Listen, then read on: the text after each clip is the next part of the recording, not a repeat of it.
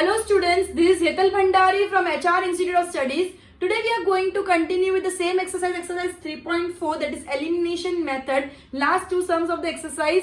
Okay, so standard 10th NCERT. Okay, so question number 4. Meena went to a bank to withdraw rupees 2000. She asked the cashier to give her rupees 50 and rupees 100 notes. मतलब उसने cashier को क्या बोला, मुझे 2000 रुपए चाहिए total और मुझे 50 और 100 के नोट में ही पैसे देना. क्लियर है? Meena got 25 notes in all. Find how many notes of rupees 50 and 100 she received. Okay, so सबसे पहले मैं क्या करूंगी, question number 4. Let the 50 rupee note be X. जो 50 की नोट है उसको मैं एक्स सपोज करूंगी and 100 rupee note be Y.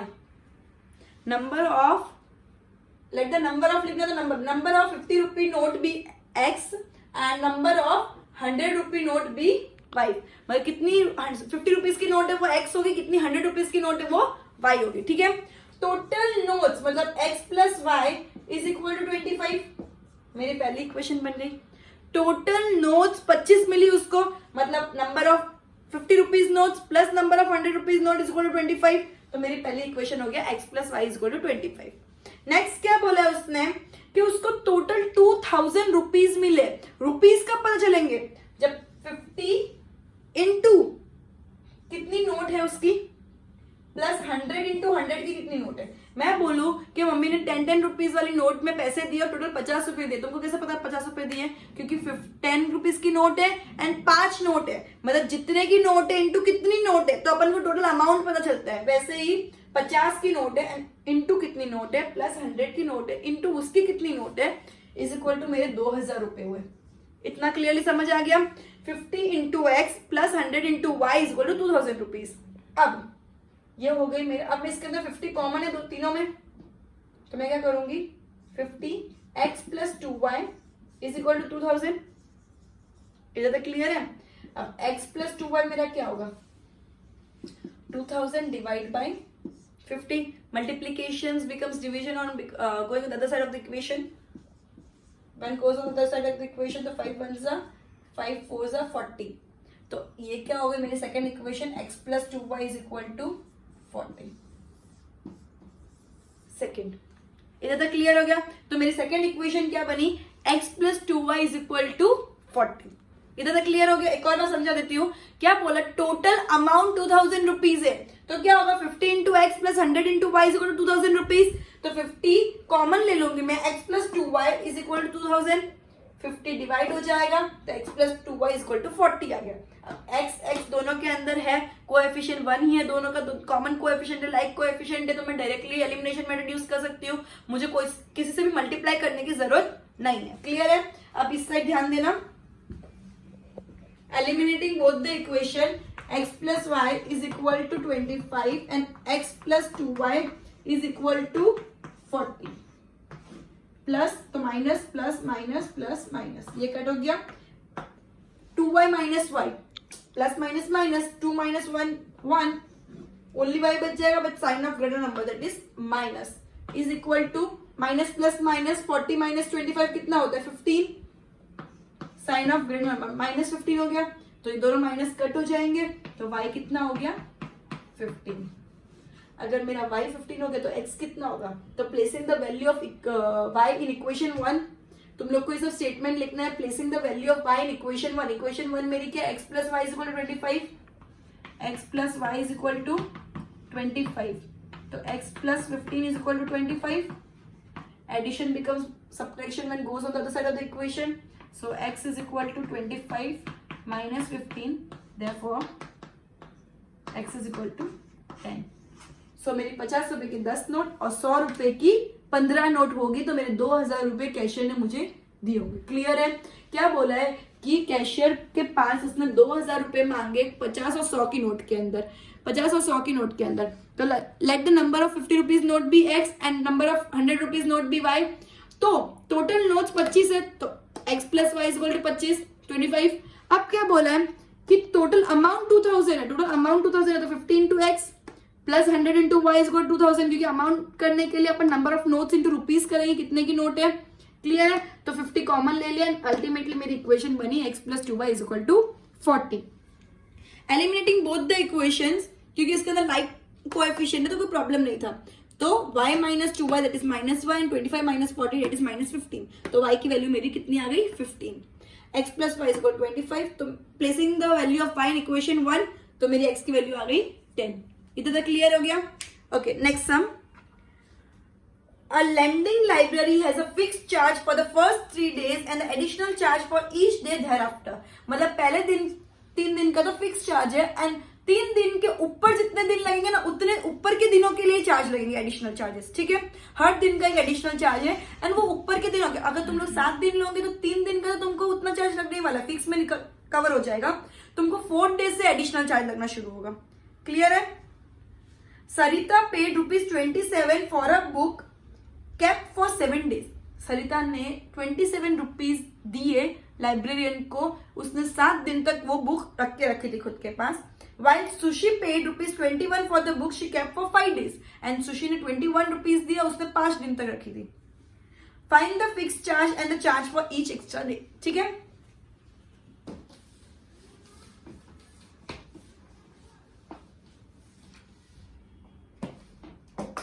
Let the fixed charge be x and additional charges per day be y। additional charge per day be y and fixed charge x, ठीक है। अब fixed charge जो x है वो 3 days के लिए तो compulsory रहता ही है, ठीक है। ओके, तो क्या बोला है सबसे पहले कि सरिता ने 27 रुपीज दिए, उसने 7 दिन बुक रखी थी। तो सरिता का अपन कर रहे हैं, उसने 27, सरिता पे 27 रुपीज, ठीक है। तो उसका क्या होगा, फिक्स चार्ज तो उसने पे किया ही होगा, प्लस 4y होगा, क्योंकि 3 दिन तो फिक्स चार्ज के अंदर ऑलरेडी इंक्लूड है। 7 दिन उसने रखी थी, 7 minus 3 is equal to 4, 7 minus 3 is equal to 4 into Y, because हर दिन का वाई है, हर एक एडिशनल डे का पर डे वाई चार्जेस है, ठीक है। Is equal to 27 rupees, clear है इधर तक। तो ये मेरी बन गई पहली इक्वेशन। अब सुशी ने कितना पे किया होगा, सुशी की स्पेलिंग गलत है। सुशी ने कितना पे किया 21 रुपीज फॉर 5 डेज, तो उसका भी 3 दिन तो इसके अंदर ही कवर हो गया फिक्स चार्ज के अंदर, और 2 दिन एक्स्ट्रा का एडिशनल पेमेंट करेगी एंड उसने 21 रुपीज पे किया। दोनों के अंदर कॉमन है एक्स, तो कुछ भी मल्टीप्लाई करने की जरूरत नहीं, डायरेक्ट में एलिमिनेशन कर सकती हूँ। So eliminating both the equation 1 and equation 2, तो x plus 4y is equal to 27 and x plus 2y is equal to 21। Plus है तो माइनस, प्लस है तो माइनस, प्लस है तो माइनस, ये दोनों कट हो गया। 4 minus 2 2 and 27 minus 21 6। So 2y is equal to 6, तो y is equal to 6/2, because multiply division हो जाएगा, ये साइड जाएगा तो 2 1 जा 3 जा, therefore y is equal to 3। मतलब मेरा हर दिन का एडिशनल चार्ज कितना है 3 रुपीज। अब मैं ढूंढूंगी फिक्स चार्ज कितना था 3 दिन का। Placing the value of y in equation 1, equation 1 है मेरा, इक्वेशन 1 मेरा क्या है, x plus 4y is equal to 27, x plus 4 into 3 is equal to 27, तो x plus 21 is equal to 27, तो x की वैल्यू क्या आई 27 minus 21, x plus 4y is equal to 27, x की अपन को वैल्यू नहीं पता है, y की वैल्यू 3 आई है, तो 4 इंटू 3 इज इक्वल टू 27, 4 3 जा, मैंने बाय मिस्टेक 21 लिख दिया, 12 आएगा। x plus 12 is equal to 27, तो x is equal to 27 minus 12, ये तो क्लियर है। x is equal to 16, x की वैल्यू कितनी आई, मतलब मेरा फिक्स चार्ज था 16 रुपीज एंड हर एडिशनल डे का चार्ज है 3 रुपीज। एक और बार वापस ब्रीफ में समझा देती हूँ, क्या बोला है, लाइब्रेरियन फिक्स चार्ज तो लेती है, उसके ऊपर 3 दिन जाने के बाद हर दिन का एक एक्स्ट्रा चार्ज लगता है। 3 दिन का चार्ज तो फिक्स रहता ही है। तो एक सरिता करके, सरिता ने 27 रुपीज पे किए, उसने 7 डेज बुक रखी थी, तो फिक्स चार्ज तो उसको पे करना ही पड़ेगा। एंड वाई मतलब एडिशनल चार्जेस ईच डे, तो 4 दिन उसने एक्स्ट्रा और रखी, 7 माइनस 3 तो 4 हो गए, तो 4 बाई 27। एंड सुशी ने 5 दिन रखे, मतलब 5 माइनस 3 दैट इज 2, तो x plus 2y is equal to 21। Eliminating both the equation, मेरी y की वैल्यू आई 3, एंड अगर मैं प्लेस करूंगी y की वैल्यू इन इक्वेशन 1 तो मेरी x की वैल्यू आई 16। Okay, now exercise 3.6। एक्सरसाइज 3.6 में क्या है, 1 अपॉन मतलब फ्रैक्शन के अंदर दिए हुए एलसीएम लेना है, पहले अलग से उसको 1 अपॉन करके सपोज करना है। तो कैसे करते हैं, पूरा सम करूंगी तो ज्यादा क्लियरिटी आएगी। क्लियर है? तो एक्सरसाइज 3.6 उसमें पूरे इक्वेशंस जो है ना वो फ्रैक्शन फॉर्म में दिए हुए हैं, तो फ्रैक्शन फॉर्म को कैसे नॉर्मल इक्वेशन में कन्वर्ट करके कैसे सम करना है वो अपन देखेंगे। क्लियर है? क्या दिया है, 1/2x plus 1/3y is equal to 2, and दूसरी इक्वेशन दी है 1/3x plus 1/2y is equal to 13/6। ठीक है, ये दो इक्वेशन मुझे दे दी है, तो मैं क्या बोलूंगी, let 1/x be p and 1/y be q। मैं इसको ना a एंड b भी सपोज कर सकती हूँ, मेरी मर्जी में कोई भी वेरिएबल सपोज कर सकती हूँ। ठीक है, तो मैंने 1/x को मैंने p सपोज किया, 1/y को मैंने q सपोज किया। ठीक है, तो ये क्या हो जाएगा, 1/2x है तो 1/2 p, क्योंकि 1/2 इंटू 1x है ना, तुम लोग इसको ऐसे लिख दो, 1/2 इंटू x या 1/2 इंटू 1/x, 1/2 इंटू 1/x लिख सकती हूँ मैं इसको, और इसको 1/3 इंटू 1/y लिख सकती हूँ, इज इक्वल टू 2 आ गया मेरा। तो 1/2 इंटू 1/x क्या हो गया p, एंड 1/3 मतलब क्या हो गया, 1/3 into 1/y that is q is equal to 2। इधर तक क्लियर हो गया कि मैंने 1/x को p सपोज किया, 1/y को q सपोज किया, इज इक्वल टू जो था मेरा वही लिख दिया। तो ये क्या हो गया, 1/2p plus 1/3 that is p/2 plus q/3 is equal to 2। अब मैं 2 और 3 का एलसीएम लूंगी तो क्या हो जाएगा 6। मुझे कोई वेरिएबल नीचे नहीं चाहिए था, नीचे नॉर्मल नंबर्स होंगे तो एलसीएम करके हट जाएंगे, तो 6 एलसीएम आया मेरा, तो 3p that is 3 into p, 2 3 इसलिए, and 2 into q plus 2q is equal to 2। अब ये मल्टीप्लीकेशन में चला जाएगा वो साइड, तो 3p plus 2q is equal to 2 into 6 that is 3p plus 2q is equal to 12। ये हो गया मेरा पहले इक्वेशन। इधर तक समझ आया? सेम रीत से मुझे सेकेंड इक्वेशन करना है। सेकेंड इक्वेशन कैसे करोगे, मैं इधर देखो, 1/3 into p plus 1/2 into q is equal to 13/6। इधर तक क्लियर है? अब मैं एलसीएम ले लूंगी 6, तो ये क्या हो जाएगा 2p, बिकॉज 3 2 6 होता है, प्लस 2 3 6 तो 3q is equal to 13/6। Okay, ये डिवीजन मल्टीप्लीकेशन हो जाएगा, वो साइड जाएगा, तो 2p plus 3q is equal to 13/6 into 6 हो जाएगा, 6 6 कैंसिल, तो ये क्या हो जाएगा 2p plus 3q is equal to 13। इधर समझ आ गया? ये मेरी हो गई सेकेंड इक्वेशन, ये थी मेरी फर्स्ट इक्वेशन, ये हो गई मेरी सेकेंड इक्वेशन।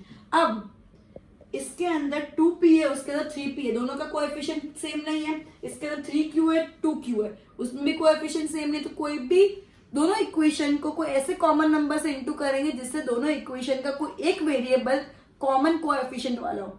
ठीक है, उसके बाद एलिमिनेशन कर सकते हैं, मतलब ये अपन फर्स्ट एक्सरसाइज के आ गए, ये चैप्टर की फर्स्ट एक्सरसाइज पे आ गए। ये कंसेप्ट तुमको ऑलरेडी आता है, मल्टीप्लाई करके इक्वेशन कैसे सॉल्व करना है। ये जो मल्टीप्लाई, ये जो पूरा डिवीजन वाला है, जो फ्रैक्शन वाला, उसको नॉर्मल इक्वेशन कैसे करते हैं, वो एक नया कंसेप्ट है। अगर फ्रैक्शन के अंदर इक्वेशन दी है तो उसको नॉर्मल इक्वेशन कैसे बनाते हैं, वो एक नया कंसेप्ट है। लेकिन ये जब इक्वेशन बन जाए उसके बाद सॉल्व कैसे करना हो तुमको बहुत अच्छे से आता है। मैं एक सम करूंगी, उसके बाद नेक्स्ट 3 सम होमवर्क के अंदर है। क्लियर है? वैसे इसके अंदर 8 समझ है, पर 3 ही सम होमवर्क में, नेक्स्ट टाइम मैं वापस वो सम करवाऊंगी। अब इसका आगे का भी एक बार सॉल्व करके बता देती हूँ करना क्या है। ठीक है, मेरे पास दो इक्वेशन है, एक है 2p plus 3q is equal to 13 and एक है 3p plus 2q is equal to 12. Okay,